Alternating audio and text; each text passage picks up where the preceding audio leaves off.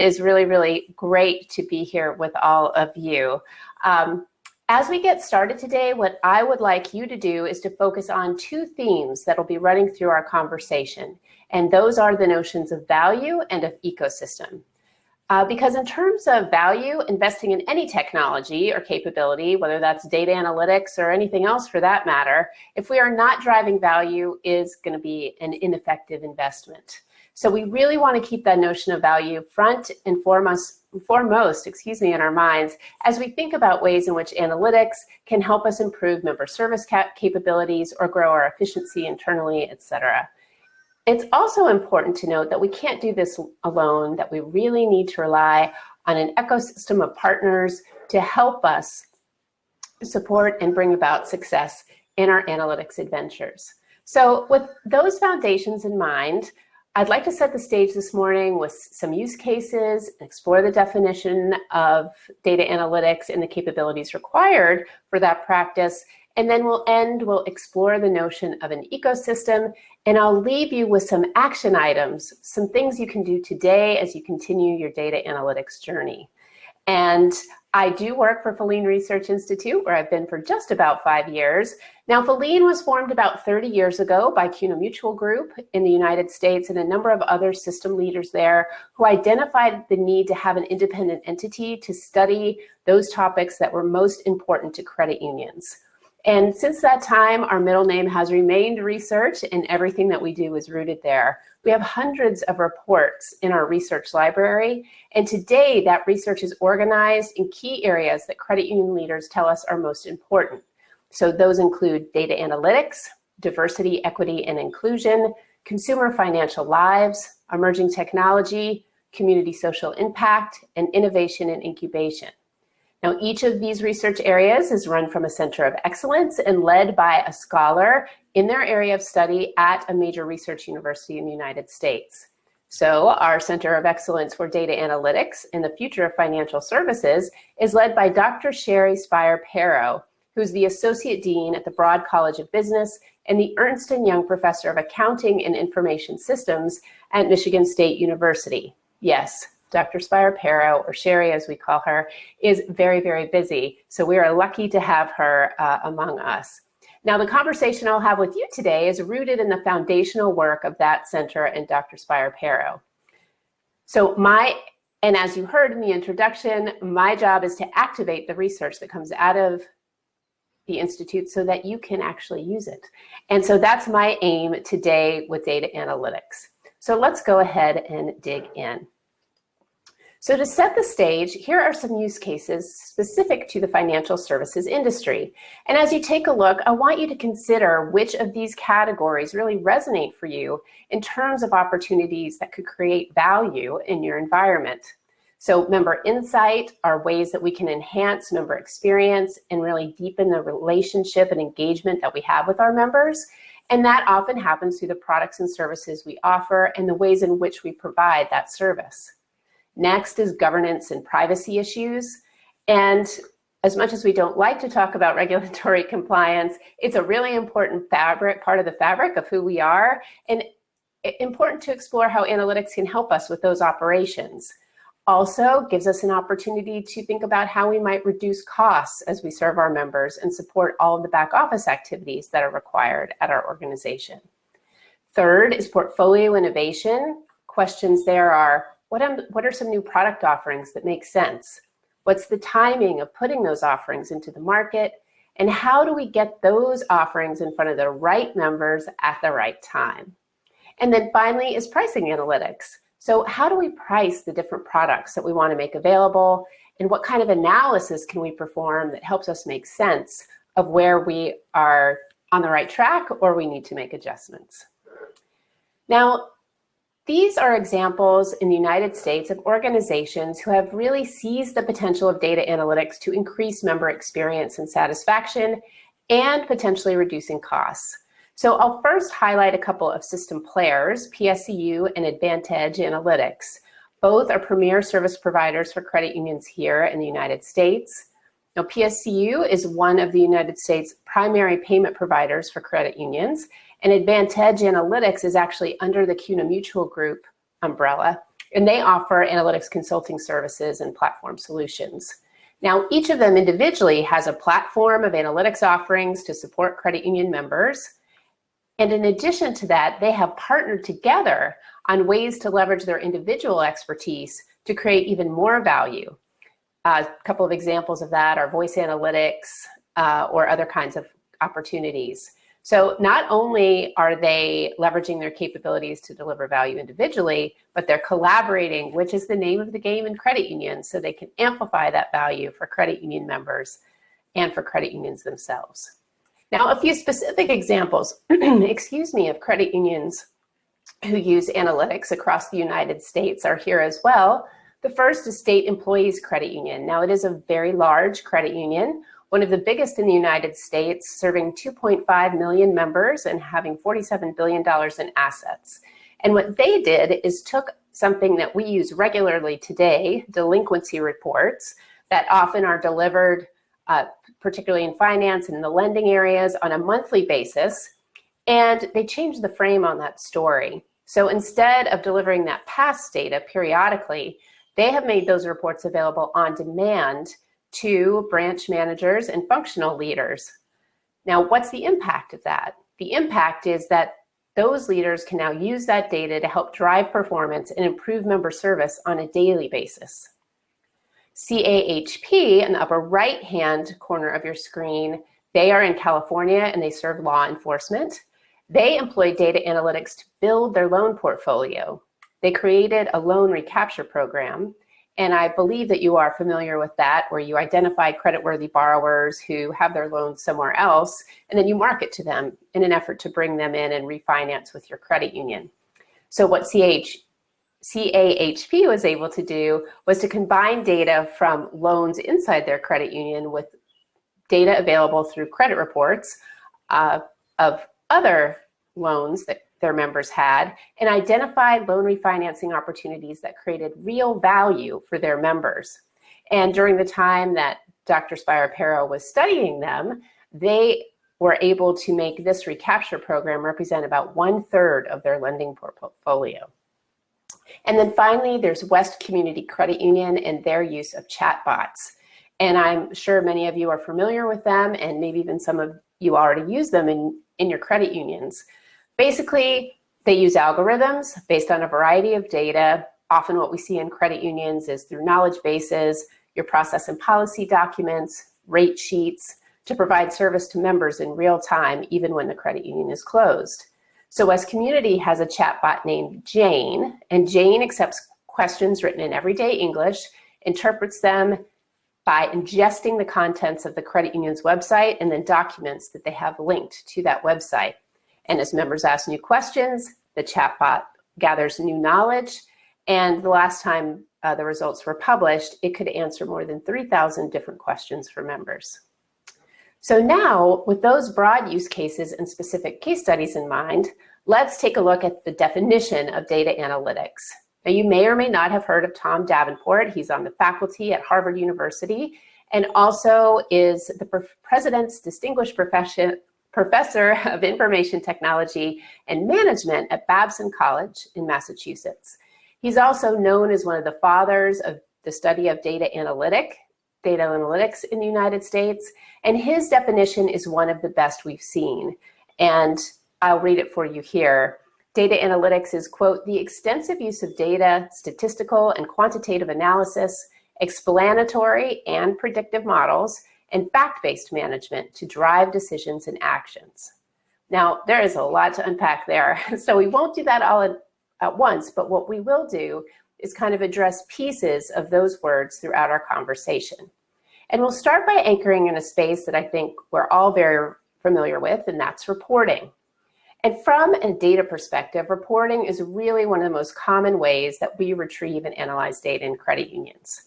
Now, it is important to note reporting is not analytics, and so let's take a look at the differences. So we create lots and lots of reports. I bet if you are sitting in your office, whether that be at home or in your physical credit union, you may have digital or printed reports on your desk or in your workspace, because we look at them daily, weekly, monthly for all kinds of information. And reports are critical to help us know how the credit union is running and to make decisions about the future.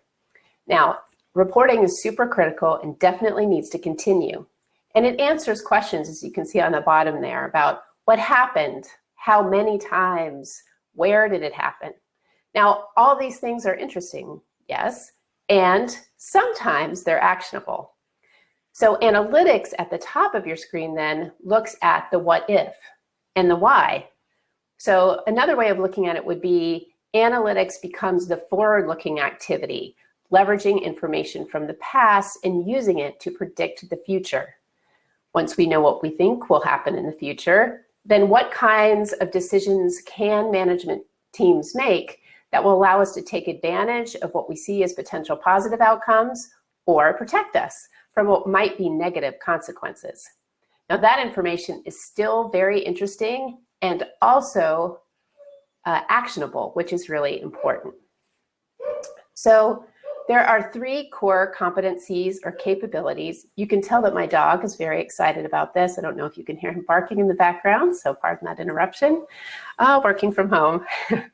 So there are 3 core competencies or capabilities that are essential as we move into this data analytics ecosystem. And it's rare that all of these capabilities would reside in one person, although it's possible, but it's more likely that those capabilities will reside across the organization. And as you can see in this Venn diagram, these capabilities need to be blended together to successfully bring an analytics initiative to fruition. So data analytics really is a perfect example of the value of cross-collaboration at your organization.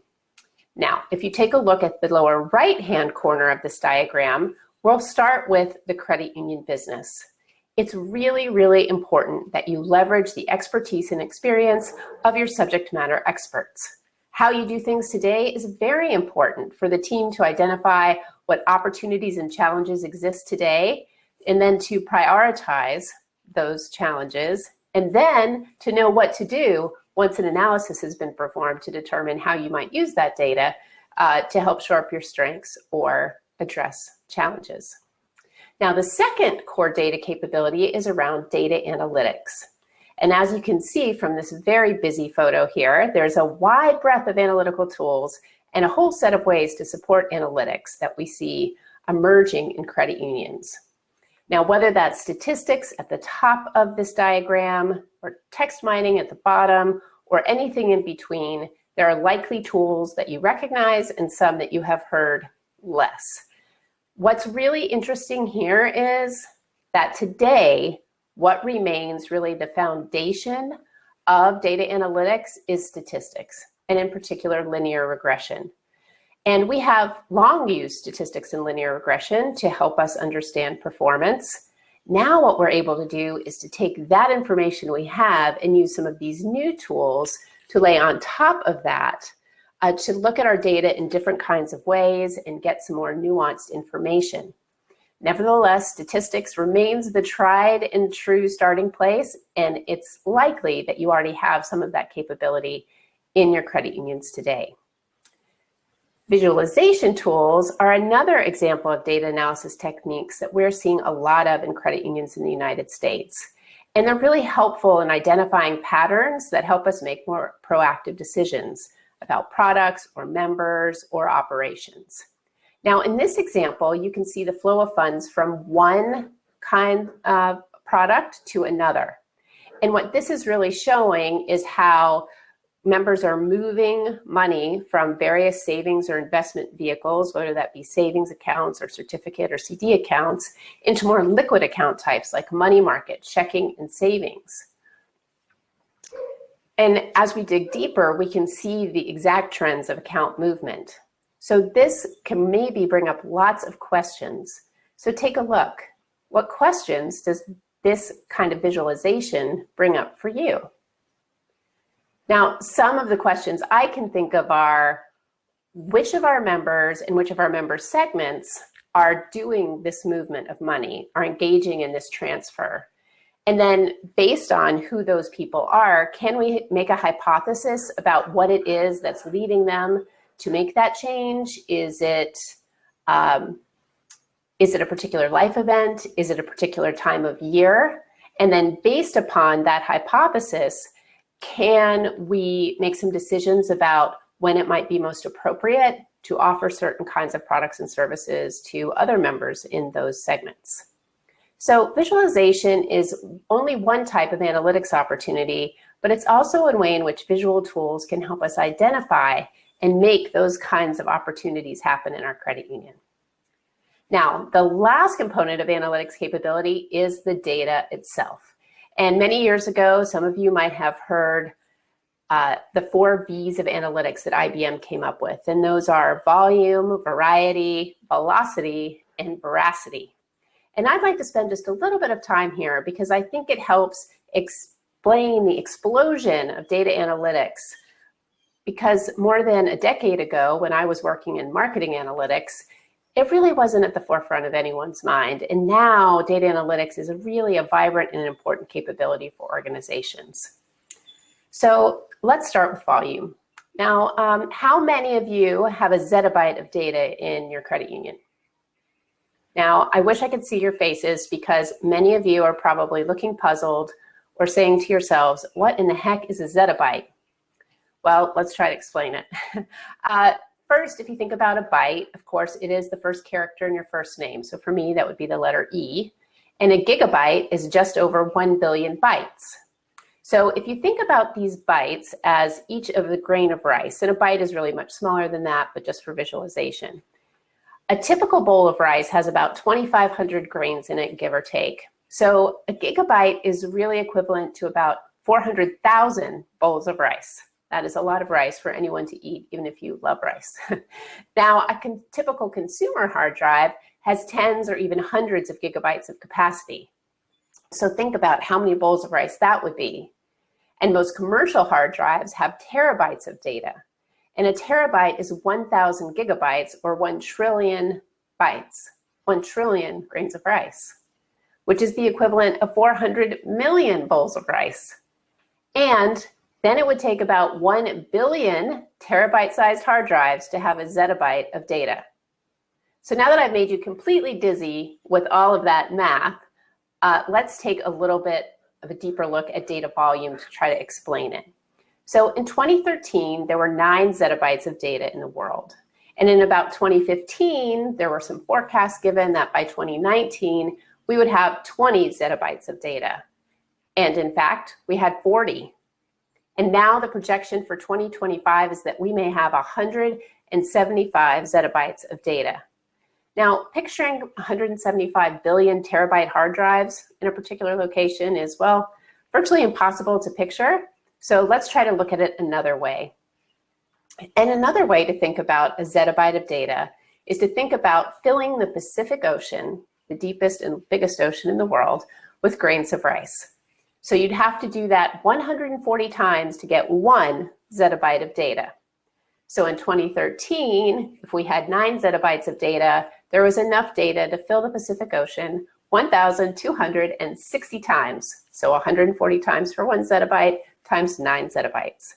And fast forward just 12 years, and we will have enough information to fill the Pacific Ocean 24,500 times. Okay, so that is just a tremendous amount of data. And it's really, really significant when we think about the question of, well, what can we do with all that data? And should we be doing anything with all that data? Well, when we think about how corporate entities are using information, in 2018, it was estimated that of all the data that had been generated, only about 25% of that data was in a fashion that made it available for use in analytical projects. And then of that 25% that had been tagged, that's what you do in order to make it useful for analytics, only about 13% of that was being analyzed. So that is, give or take, only about 3% of the total data available. So there are a couple storylines here. One is we're just scratching the surface with the data that we generate and that we have access to. And the other is that we generate a lot of data that may not be critical or useful when we're focused on delivering value to our members and to our associates in our credit unions.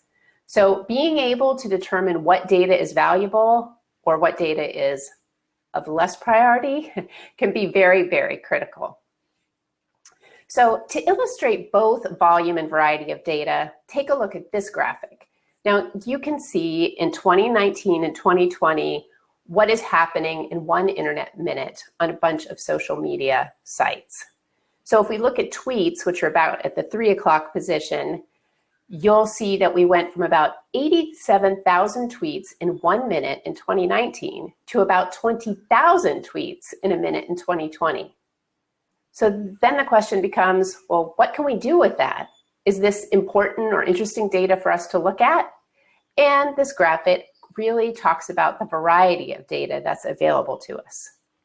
So variety, there really are 4 categories of data available. The first is your bread and butter, and that is structured data.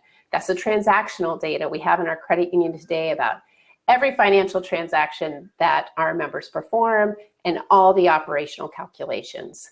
And it's fair to say this really is going to be the lifeblood of any kind of analytics activity that you engage in. And it's important because what's inside your credit union is specific to you, specific to your members. And as you continue to identify ways to create value, it's really important to use your existing environment as a reference point. So this is really going to be the center of all that you do. Now, in addition to that structured data, we have unstructured data. And as you can see, that chart that we saw just in the slide before, a really great example of unstructured data. Twitter feeds, Facebook postings, YouTubes. These are great examples. Our members could be talking about the credit union and their experiences, which could be positive or negative, or they might just be talking about things that they're interested in that may help us understand how we could serve them better. Now, unstructured data can also be things like the voice interactions that we have with our members in the call center. So how are we using that? We're most likely recording some voice analytics, which is great, but are we also transcribing the data in the calls so we can analyze it to understand what members are calling most about us, most about how we are answering those questions and what answers resonate most strongly? These are the kinds of questions that are really important to consider as we pursue a data analytics strategy. Sensor data is a more unique kind of data. And if you think about GPS on our phone or in your car, knowing where a member is at any time could be very helpful. So if we're partnering with stores on the high street, for example, maybe we could create offers if members use their credit union card in those establishments. There's a company called Larky in the United States, and they use geolocation to proactively deliver targeted messages to members. So when I'm walking by my favorite coffee shop, I could get a notification that says, buy a latte and get a free pastry. Now the impact is a win-win-win. I win because I feel like I'm getting a special deal. The credit union wins because they get the interchange income, and they also get a deeper engagement with the small business, and the small business wins because they get additional revenue. So this is a question around how can we use sensor information that's available to create value for our members. And then there are new types of data like voice and video. For example, video surveillance. We've used it for years in our branches for protection, which is important. But could we also look at that video surveillance information to understand member behavior, how they use the branch, or maybe in branches where we have meeting rooms to understand how those spaces are used so that we know how we can promote and support our members in meaningful ways going forward? These are all examples of how we can use the different kinds of data that exists in our credit unions. Now, the last 2 components of the 4 V's of analytics are velocity and veracity. So velocity really gets at the notion that data is dynamic and ever moving, and how can we possibly leverage that information if it's constantly changing?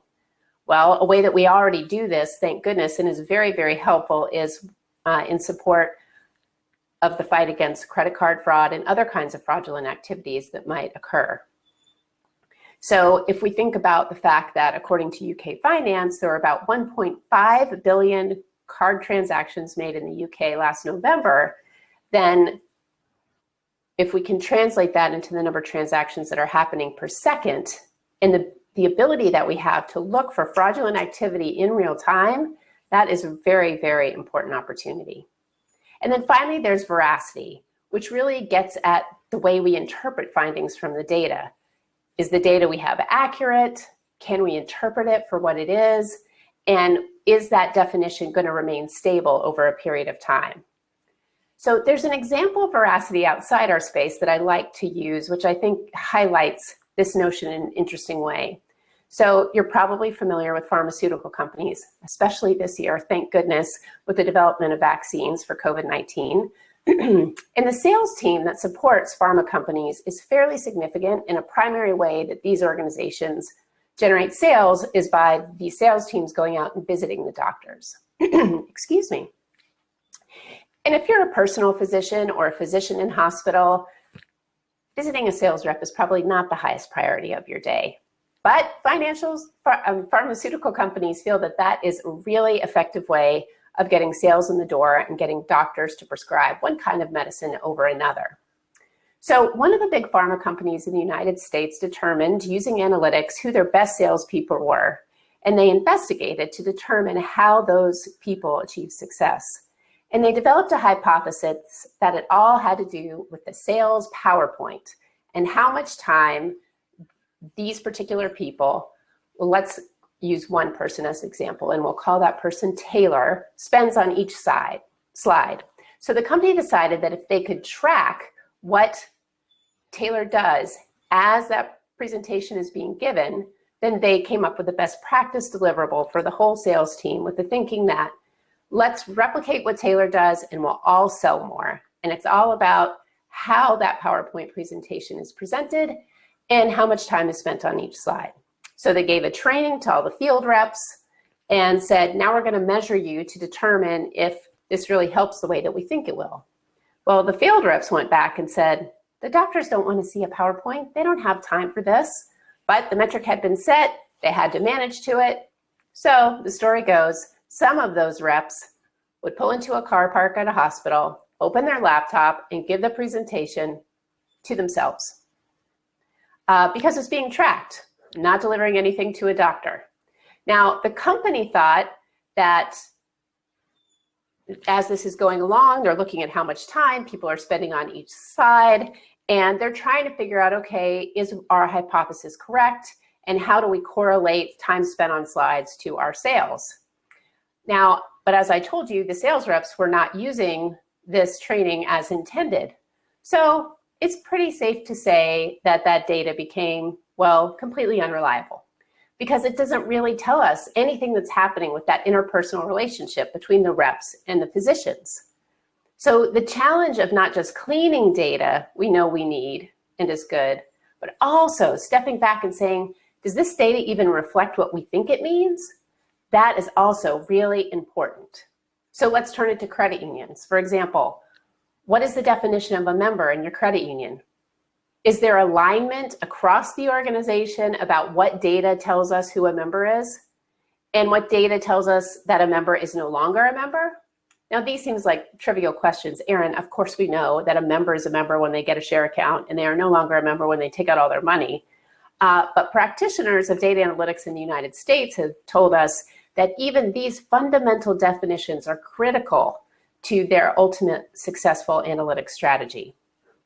What's more, as we reflect upon the unprecedented times that we have all survived over the past year, what consumers collectively experienced is really going to change behavior and the data behind that behavior moving forward. If we compare 2019 behavior to 2020 and hopefully to 2021, there are going to be likely big shifts in behavior that will impact our data analytics.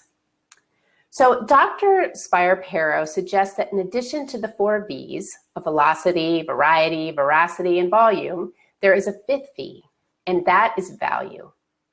And as I said at the beginning of the presentation, the value component is absolutely essential and should be your guiding star when you're identifying analytical opportunities in terms of where you want to spend time and how you want to frame analytics in your organization.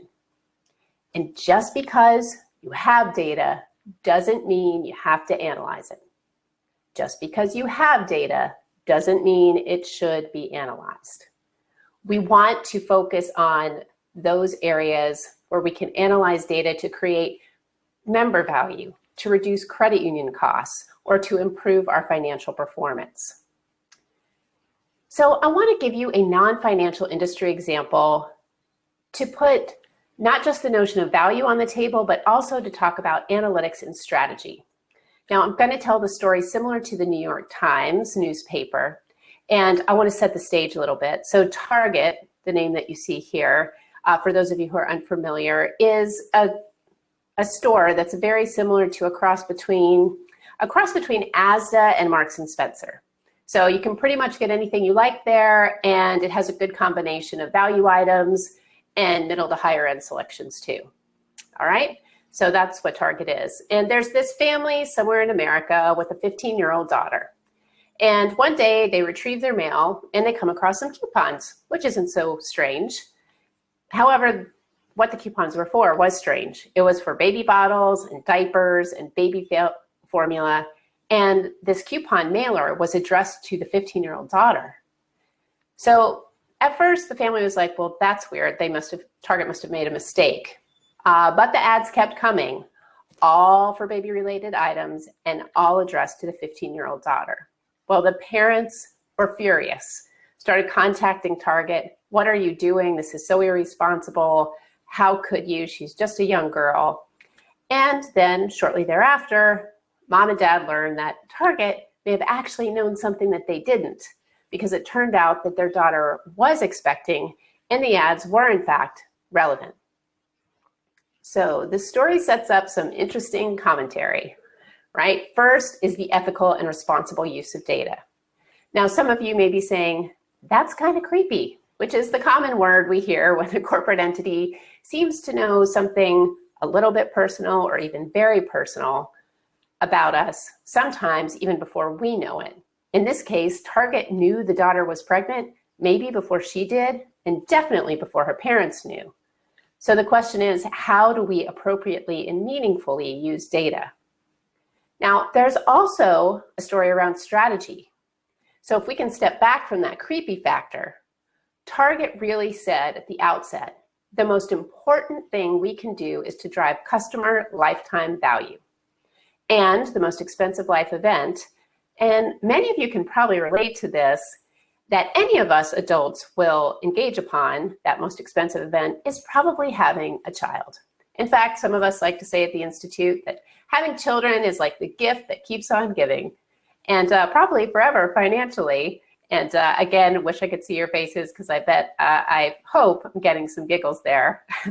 But Target looked out and said, if lifetime customer value is the most critical metric that we operate in, and that it is going to be the most important thing to help drive customer loyalty and profitability, then where do we create that really tightly knitted relationship? Well, if we can identify a customer who's pregnant and offer them coupons for all the things they need, like car seats and diapers and clothes and toys, and if Target can get me as a shopper to see them as their primary, or at least one of their significant retailers of choice as I begin my journey to parenthood, then that really amplifies Target's ability to create substantial customer lifetime value. So Target's intention in developing this analytics platform was really very, very strategic in terms of their goal to drive customer lifetime value. Now, it's also worth mentioning that Target had another advantage. So for many years, they've had a baby shower registry. So as family and friends celebrated new parents, young women could sign up and indicate the kinds of things they needed, and then family and friends could sign up and buy those things for their loved one. And so as a result, Target had all this beautiful data on shoppers who are known to be pregnant. And from there, they could go in and do an analysis to say, okay, well, here are women we knew were pregnant. They told us they were, and here are their shopping behaviors. Here's what they've purchased over the months of their pregnancy. How do those behaviors and demographics look different than for non-pregnant shoppers? And if we can use that to identify other customers in the transaction pool that are behaving in a similar way, then we can develop a model to predict who's pregnant. Now, let's just say that when Target launched that model, they were about 50% accurate. And then as they sent out coupons to more people, then they were able to look at the results, evaluate the quality of the model, iterate on it, and maybe get to a 55% accuracy. And so the cycle continues. So this story is really useful because it creates an opening for conversations about, number one, questions around ethical and responsible uses of data, and two, the strategy behind data analytics. The target took advantage of the data that was unique to the organization, and this story also illustrates the point that analytics projects are not once and done. They need constant revisiting, feedback loops, and iteration and enhancement in order to learn from the actions we take as management works to leverage what the analytics models tell us. So as we turn away from Target and look to credit unions, think about all the data that we have historically about our members, how and where they spend, borrow, and save. And then with that data, think about what is a problem we are trying to solve for our members, and how could data analysis help us? What value would it deliver to those members or to a portion of those members? And how does that fit into our overall strategy? So with these questions in mind, let's think about the capabilities that make up this ecosystem that I mentioned at the top of the presentation. We've talked about examples of analytics. We've reviewed the definition and talked about the core capabilities of credit union business acumen, the analysis of data, and then the data itself: volume, variety, veracity, and velocity. And of course, that fifth and critical component, which is value. So to close our time together, let's take a look at this ecosystem framework. And remember, we cannot go it alone, the research indicates, right? So let's first look at the capabilities that are within the bounds of the credit union, and then we'll look at those capabilities that are outside the bounds of the credit union. So let's go through each of these internal credit union capabilities quickly. First, data management and governance. So what it talks about is our current capabilities that we might have or might be able to gather with our partners. How do we clean that data? How do we store it? So when we clean it, we want to make it consistent across all of our platforms and in all the various ways that it's used. How do we store that data? Is it stored in the same sort of format? How do we make it accessible to our team? Do all members of the team have access to the source data in ways that keep that data still clean and protected? How do we analyze the data and then make those results available? And then ultimately, governance really overlays all of this because it reflects how we determine who has access to data, how we make sure the data is accurate, and how it reflects what we intend to do with it.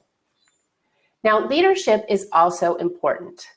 Our CEOs and the C-suite team have to be able to continuously reinforce the importance of data-driven thinking in the way in which the credit union is making decisions and will continue to make decisions. And just look at these statistics and what the investments are in the United States. I'll say with regard to the value of big data, I found a statistic for the UK that said that in 2019, the broader UK data analytics market was about 2.5 billion pounds. And the compound annual growth rate was about 30% through 2026. Now that market is inclusive of multiple industries, and it also points to the potential of using data analytics for a long-term growth strategy. Now, one of the most important capabilities that really falls into this data culture is leadership. The strategy has to come from the top. And then it has to filter down throughout the organization. It has to be a journey, not a once and done initiative. And as executives who are participating in the conference, you carry a very important responsibility in data culture. So Gary Loveman on the right side of your screen is the CEO of Hera Corporation, which is the gaming company. And he gives a really great quote about data and a data-driven culture, which is around, it's not his job to have answers, but to ask sometimes the challenging and difficult questions. So what do I mean by that? when you hear, I think we should do this, well, does the asker think or do they know? Do you think because you have wonderful expertise, which is still valuable, and that this is the way we've always done things for the past 10, 20 years? Or do you know because the data has been analyzed and based on the analysis of the data, coupled with the expertise, you're making a recommendation based on the marrying of those two things? That's the kind of cultural change that is really critical to embed data into the organization. Now, according to the International Data Corporation, data worker efficiencies are decreasing because workers are spending more time on data preparation and less on analysis. So the final part of this internal ecosystem to embed in the organization is really the notion of human capital capabilities. And that brings us right back to that triumvirate of data, operational knowledge about the credit union, and the analytical techniques on the left side of your screen. And as you can see on the right side, more and more teams are spending time finding, preparing, and cleaning data, and only about 12%, which is the yellow part of that circle graph, of their time is actually going to analyzing that data. At the same time, we're also seeing, as new professionals enter the job market, more and more students are graduating with analytics programming experience, whether that be Python or statistics or even Tableau visualization skills. And all of these skill sets will allow them to really actively participate from the beginning of their credit union experience in the data analytics journey. In some ways, to reverse mentor some of our very experienced folks like me who have been working in the space for 25 years, but also to drive the analytical mindset within the organization.